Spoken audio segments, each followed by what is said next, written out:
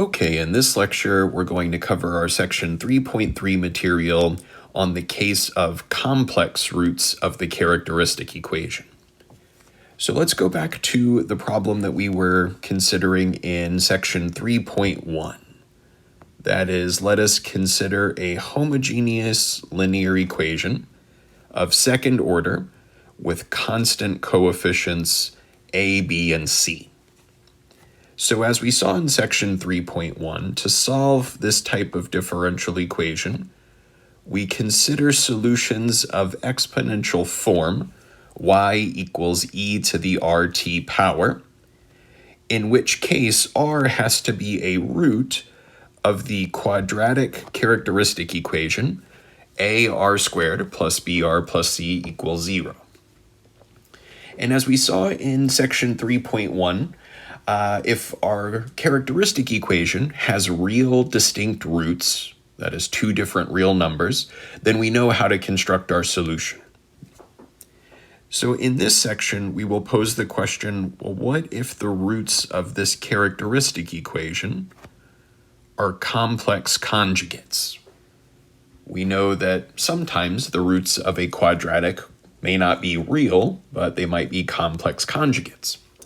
So for instance, let us consider roots of the form r1 and r2 are alpha plus or minus beta times I, where alpha and beta are real numbers. So complex conjugate roots, alpha plus or minus beta I. Now, if we substitute those roots into our general exponential form, we have two solutions. y1 is e raised to the alpha plus beta I times t, and y2 is e raised to the alpha minus beta I times t. Now, the question is, what does it mean to raise, or to have an exponential, say e, raised to a complex number? So to address that question, we'll introduce the following theorem, known as Euler's formula, which says that e raised to an imaginary number, say something of the form I times theta, is equal to cosine of theta plus I times sine of theta. So here we have an important result. Let's take a look at why this is true. Let's prove this theorem. And to prove this, we're going to make use of Maclaurin series. So let us recall that the Maclaurin series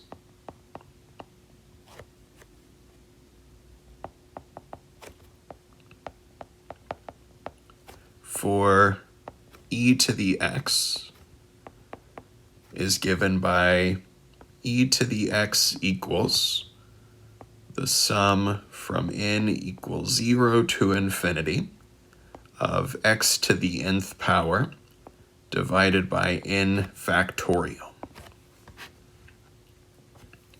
So if we substitute I times theta in place of x, we would have the sum from 0 to infinity of I times theta to the nth power over n factorial. And if we write out the first several terms of this series, let's see what we have.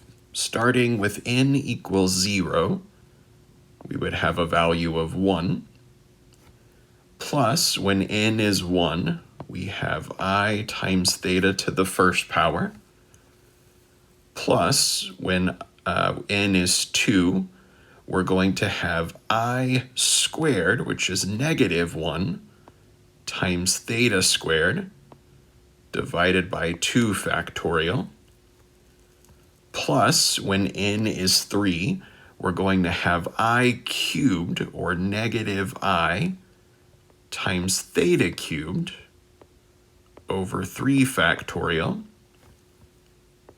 plus when n is 4, we have I to the 4th power, or negative 1 squared, which gives us positive 1, theta to the fourth power over 4 factorial, and so on.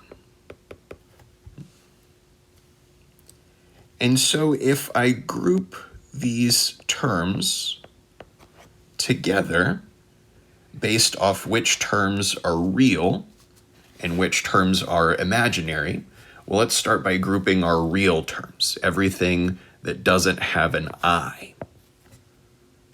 So that would be our 1 minus theta squared over 2 factorial plus theta to the fourth over 4 factorial, and so on.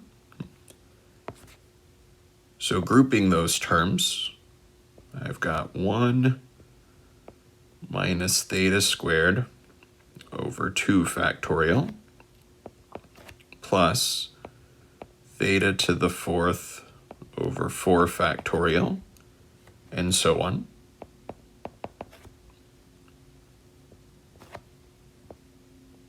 And then if I group all of the terms that are imaginary, that is everything with an I have I theta minus I theta cubed over 3 factorial.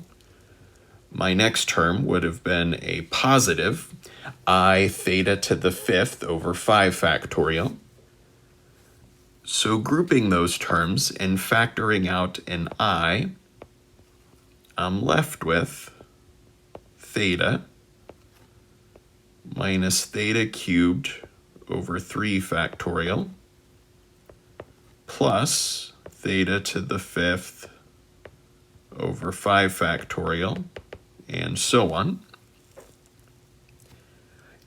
And rewriting these expressions in series form, well, for our real terms, rewriting this using sigma notation, we have the sum from n equals 0 to infinity of -1 to the n, because our terms alternate in sign, times theta to the 2n, since we only have the even powers of theta appearing, and then we're dividing by 2n factorial.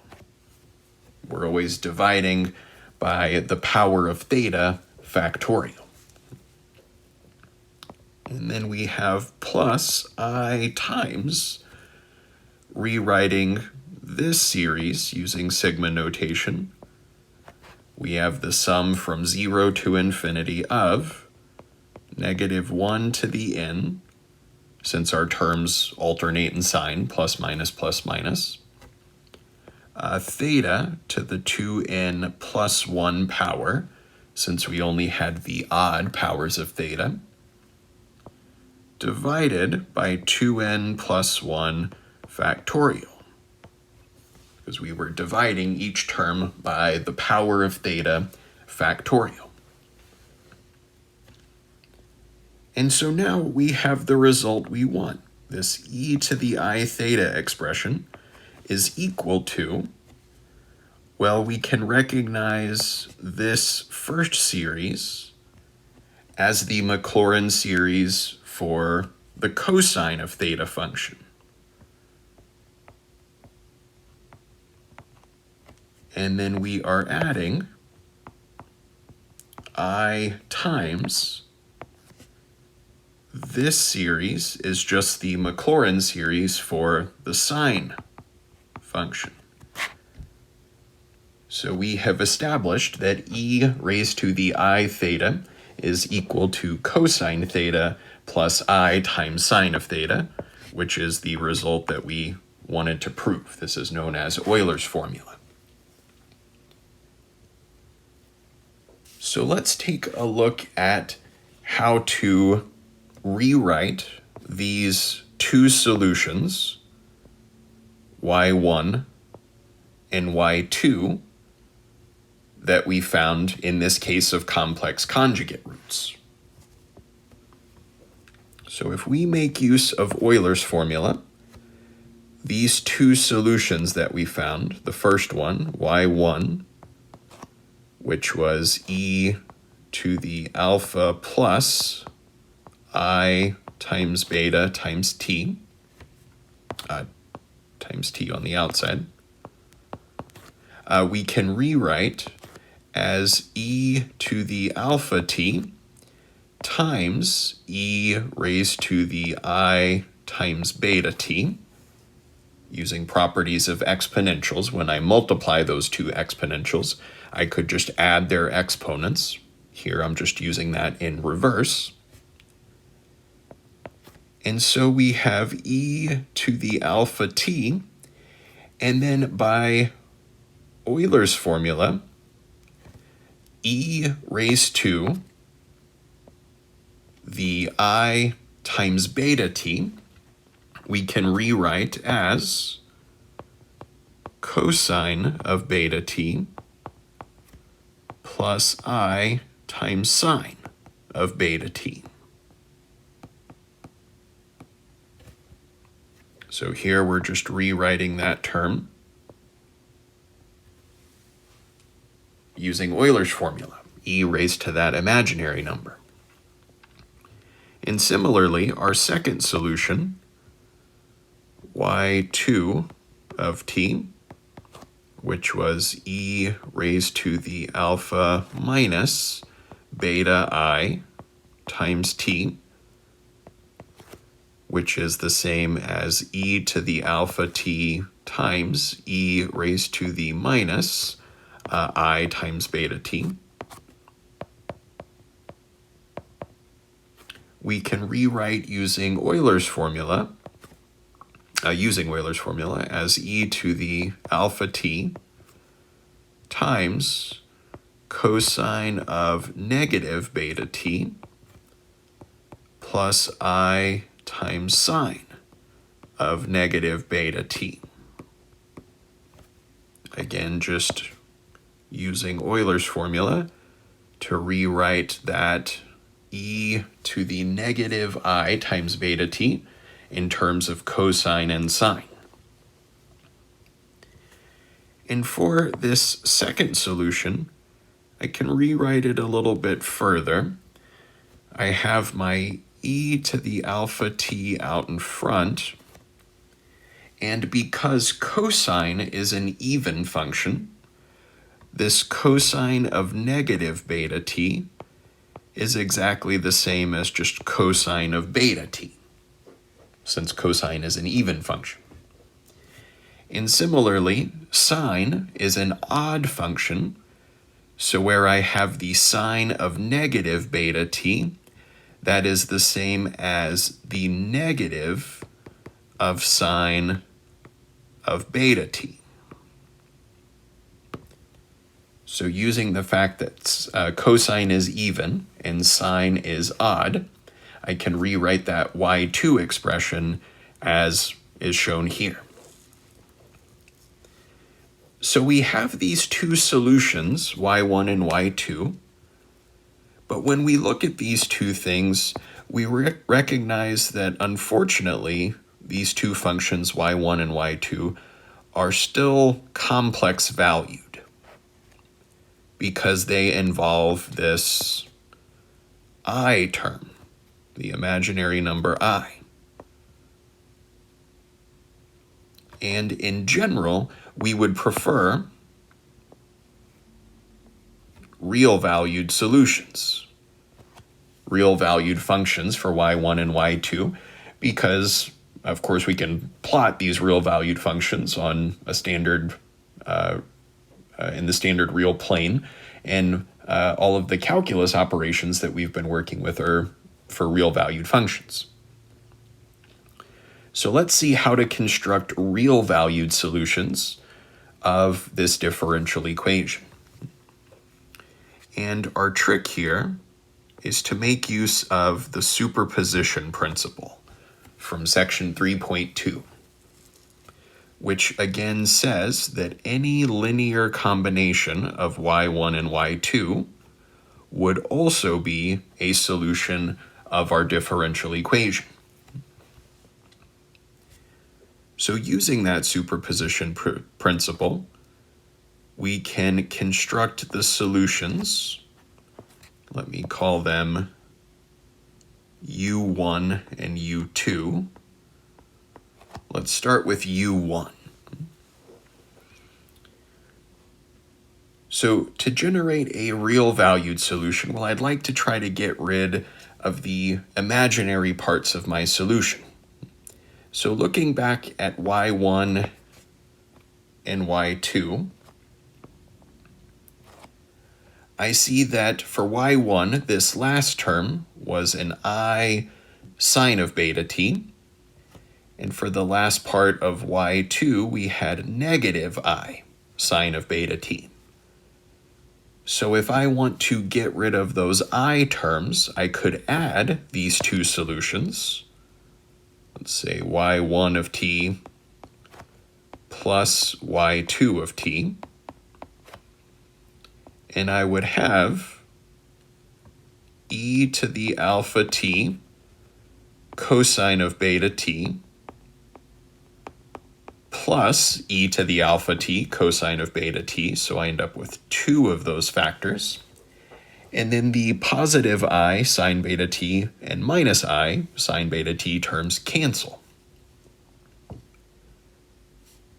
And what I can do here when I look at this, what seems a little weird is that I have this factor of 2 out in front. If I want to get rid of this constant factor of 2 out in front of that exponential, well, I could just divide both sides by 2.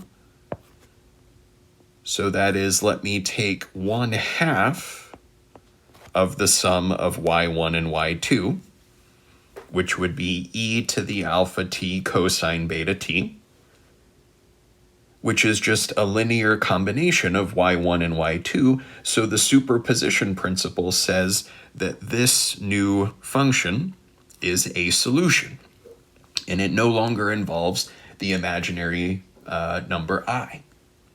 So we have a real valued solution here.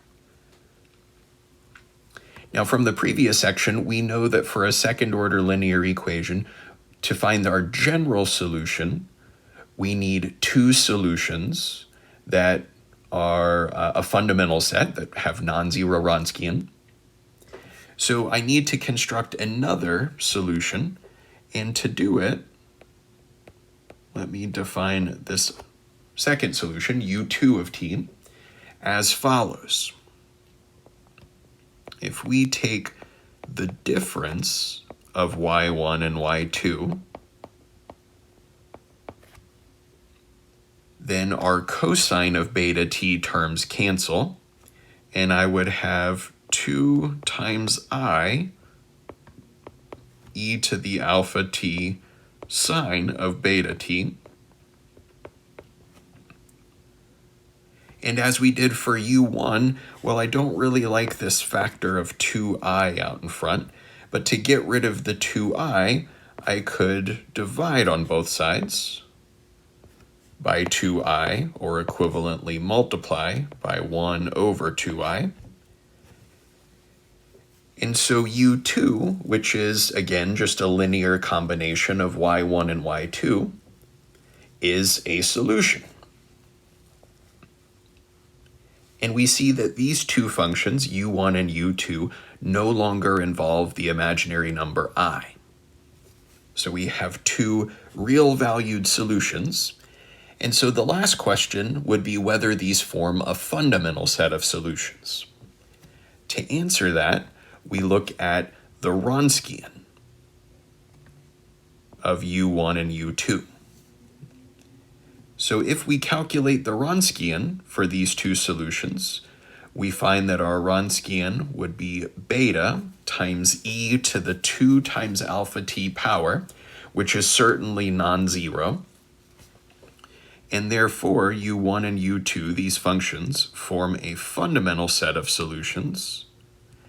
And so our general solution of the differential equation, in the case of complex conjugate roots, would be C1 times our first solution, U1, which was e to the alpha t cosine beta t, plus C2 times U2, which was e to the alpha t sine beta t.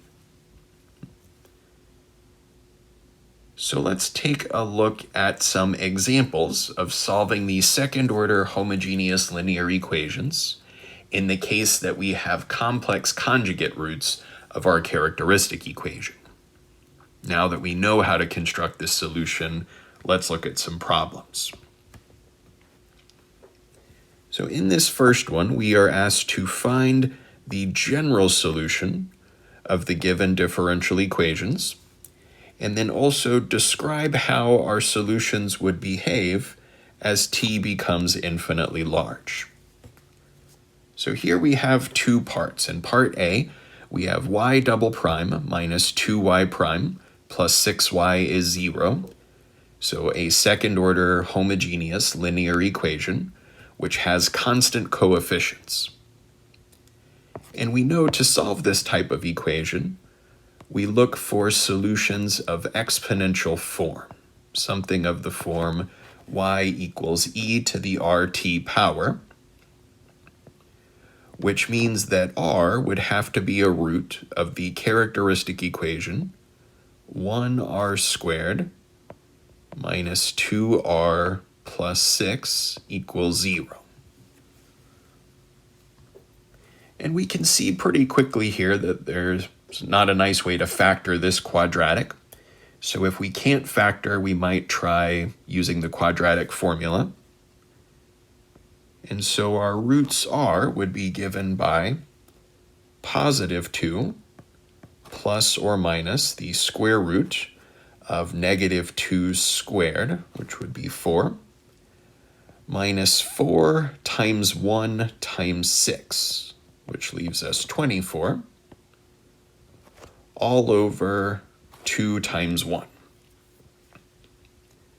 Or simplifying a little bit, we have 2 plus or minus the square root of negative 20 over 2,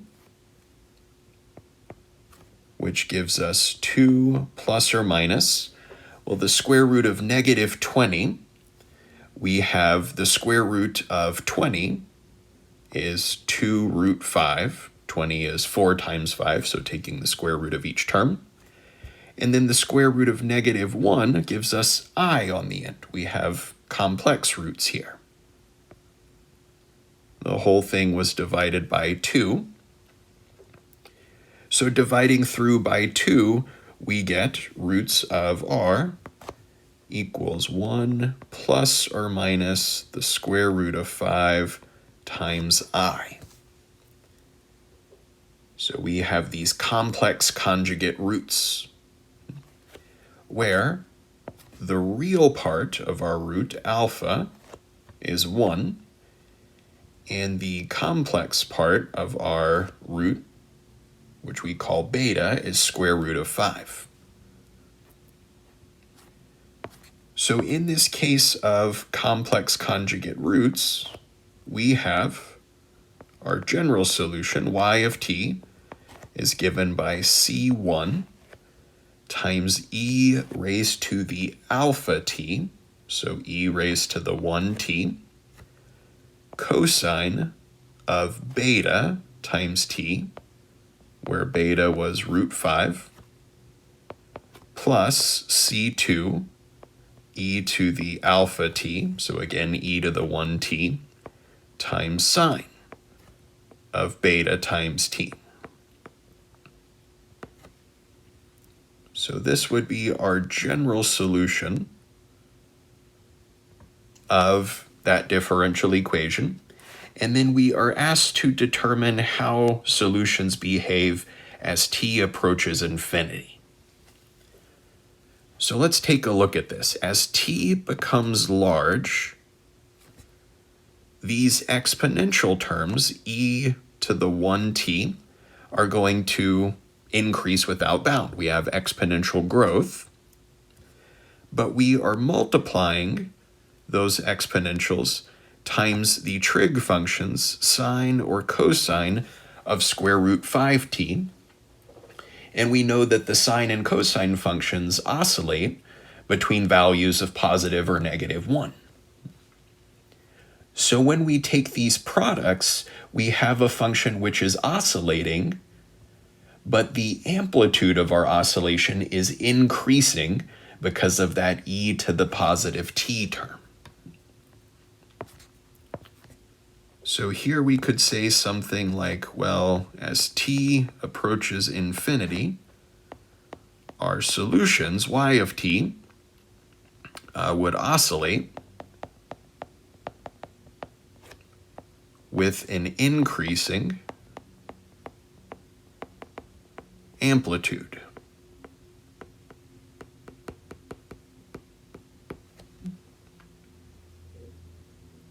So let's look at another one.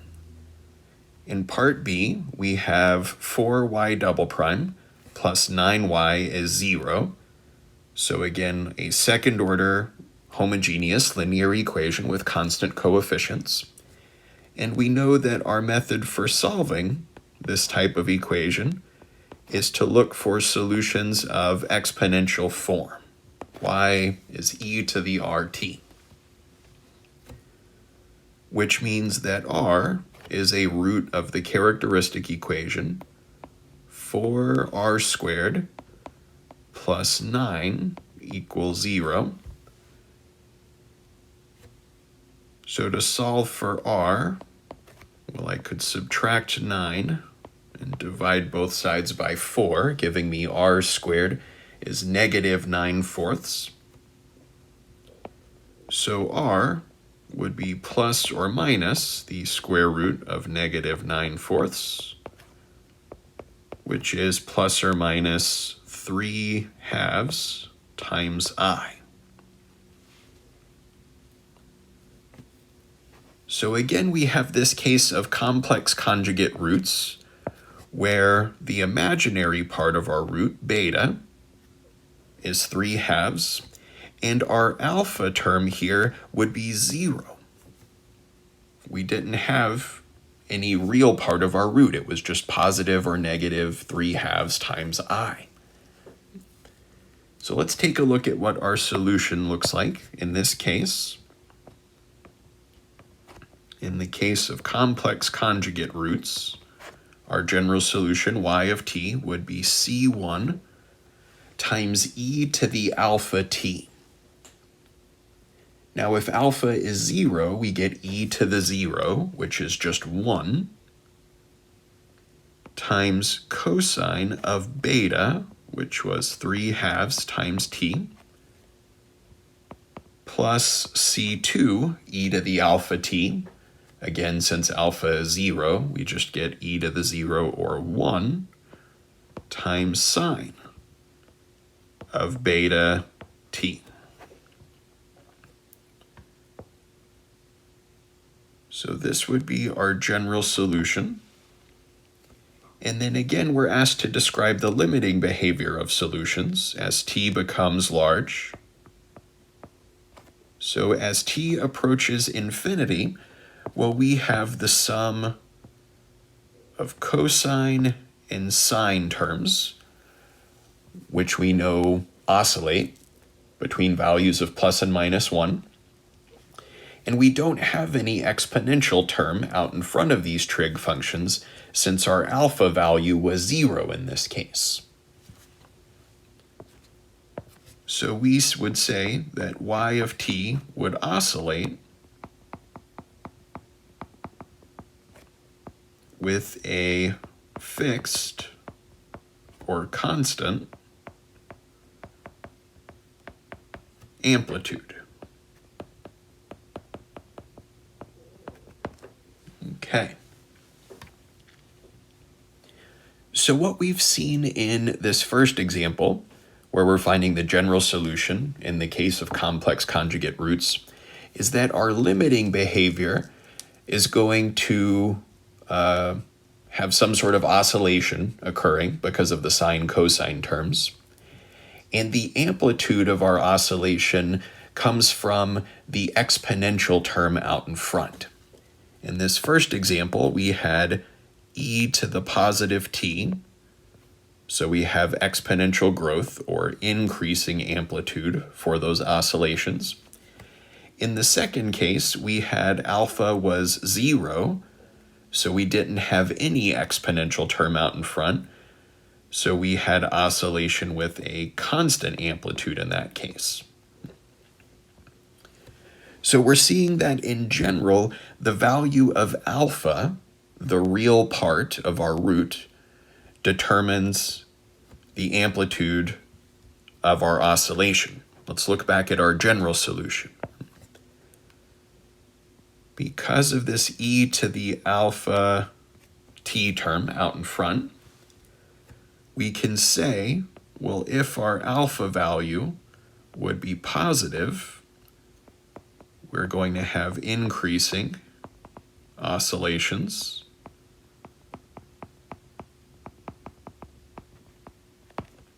If our alpha value is negative, we would have exponential decay for those two e terms.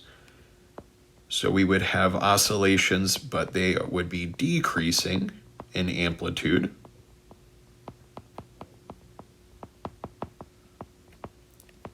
Or as we saw with the second part of that last example, if alpha is equal to 0, we have fixed oscillations, where the amplitude is neither increasing nor decreasing. So just like we saw for the case of real distinct roots, the sign of that root determines whether our solution is increasing or decreasing towards 0. In the case of complex conjugate roots, the sign of the real part of our root, alpha, determines whether we have oscillations with increasing, decreasing amplitude, or a fixed amplitude.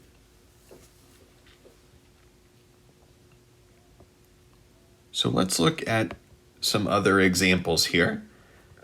In our next problem, we have the same sort of differential equation, but paired with initial conditions. We are asked to solve this initial value problem, where we have a second-order linear homogeneous equation with initial conditions for y and y prime at time 0. And then we are asked to plot the graph of our solution and describe how our solution behaves as t increases. So same type of problem here. The first thing that I'm going to do when I see this is a second-order linear homogeneous equation is look for solutions of exponential form, which means that r has to be a root of the characteristic equation 1r squared plus 1r plus 1.25, or as a fraction, 5/4, is equal to 0. And so to solve here, we could make use of the quadratic formula. R would be given by -1 plus or minus the square root of 1 squared minus 4 times 1 times 5/4. So 4 times the 5/4 gives me 5 over 2 times 1. So I have my numerator is -1 plus or minus the square root of -4, which would be 2i over 2. Or dividing through by 2, I get -1/2 plus or minus 1i. So I see that I have complex conjugate roots where my alpha value is -1/2 and my beta value is 1. We have plus or minus 1i there. Now, as soon as I see that my alpha value is negative, I know that my solution is going to oscillate with a decreasing amplitude. I'm going to have some exponential decay term in front of those sine-cosine functions. And we'll verify that later in the problem.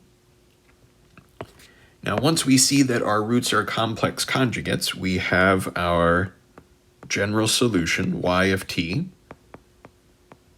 given by c1 times e to the alpha t, cosine of beta t, so here cosine of 1t, plus c2 e to the alpha t times sine of beta t. And now we need to solve for the constants c1 and c2 using our initial conditions. But to apply the second initial condition, which involves the derivative, I'm going to need to find the derivative of this general solution, y prime. So differentiating, I have to use both the product and the chain rule for each term. So we have for the derivative of the first part a negative 1/2 c1 e to the negative t over 2 cosine of t minus c1 e to the negative t over 2 sine t, using the product and chain rules. And then moving to the terms with c2, I have minus 1/2 c2 e to the negative t over 2 times sine of t, plus c2 e to the negative t over 2 cosine of t. And now I'm ready to apply my initial conditions. Let's look at the first one. Y of 0. If I substitute 0 in for t in my general solution, I get c1 e to the 0 times cosine of 0, which are both 1, and then plus c2 e to the 0 sine of 0. But since sine of 0 is 0, we're just left with c1 altogether, which has to equal 3. In substituting 0 in for t in my derivative, well, again, the sine terms, when I have sine of 0, those two terms are going to disappear. And where I have e to the 0 cosine of 0, those values just become 1. So I'm left with negative 1/2 c1 plus c2, which we were told has to be 1. And therefore, c2 is 1 plus 1/2 of c1. Since c1 was equal to 3, we have 1 plus 3/2, or 5/2.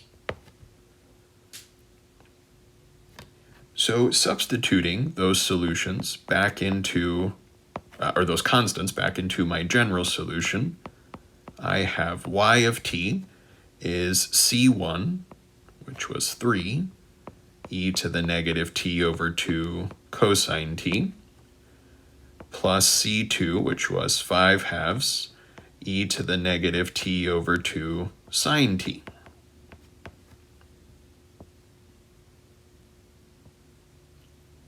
So this would be the solution of that initial value problem.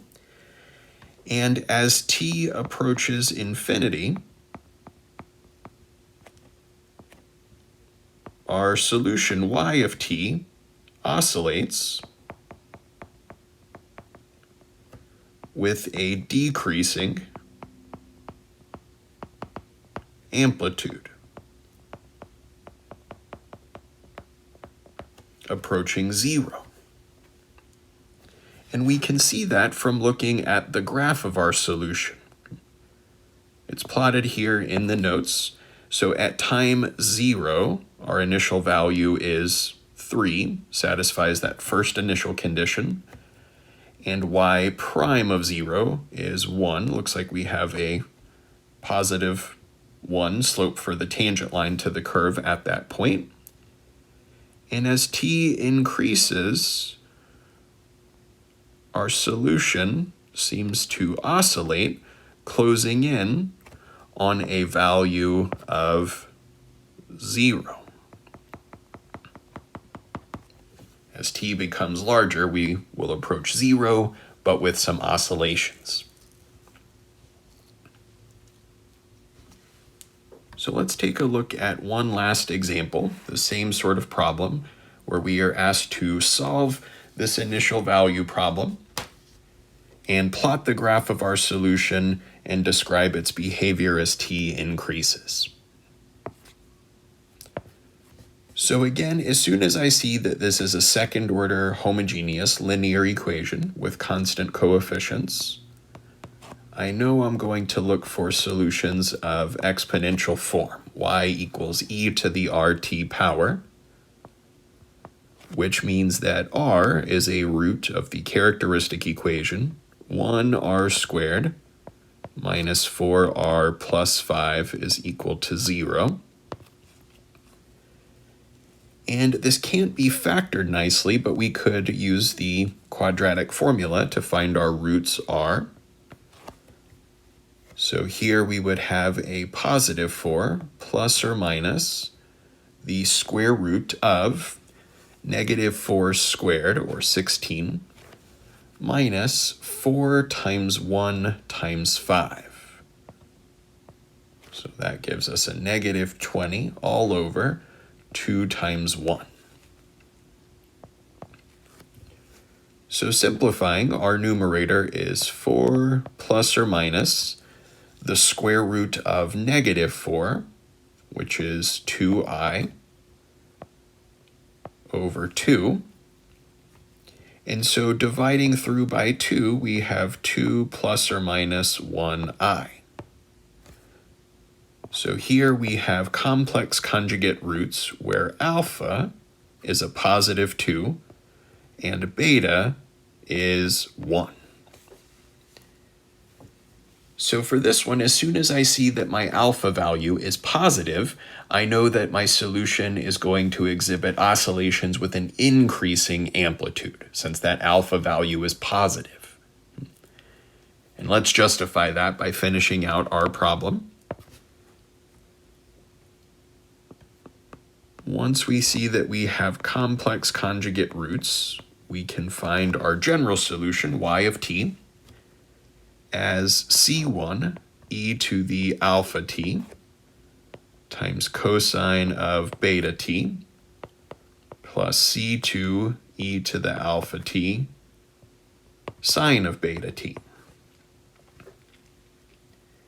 And to apply our initial conditions, I'm going to need to find the derivative of this general solution, y prime of t. So by the product and chain rules, I would have 2c1 e to the 2t cosine of t minus c1 e to the 2t sine t. And then moving to the c2 terms, I have plus 2c2 e to the 2t sine t plus c2 e to the 2t cosine t.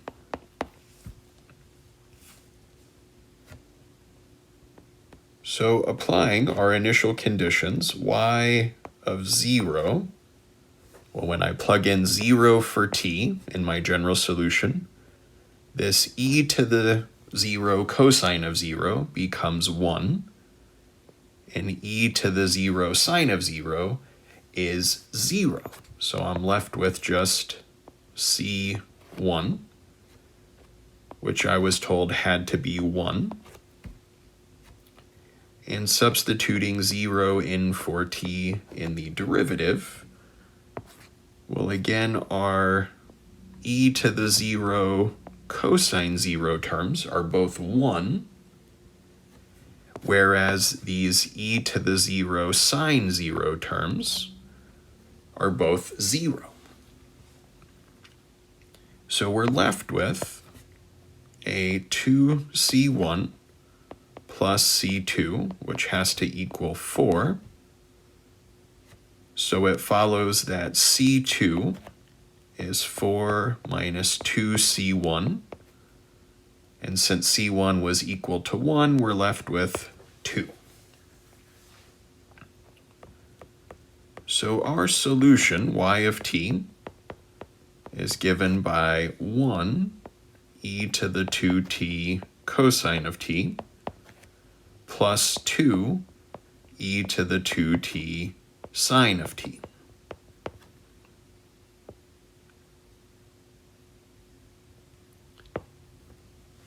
And then for our limiting behavior, as t increases towards infinity, our solution y of t again exhibits oscillations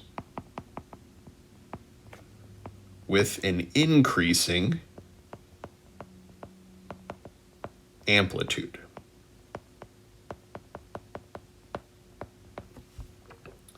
And we can see that from our plot here.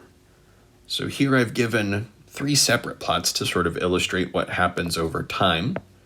So starting here at time 0, the initial value of our function is 1. And as t increases, our solution y of t initially exhibits this increase. If we plot over a little bit longer time, we see that following this initial increase, we start to see an oscillation. So our values of y start turning negative and are increasing in size. Or if we plot over a longer time, following that initial increase, our solution will decrease again and starts becoming positive and increasing. So in general, what we see is a curve that exhibits oscillations with this increasing amplitude as our time t increases.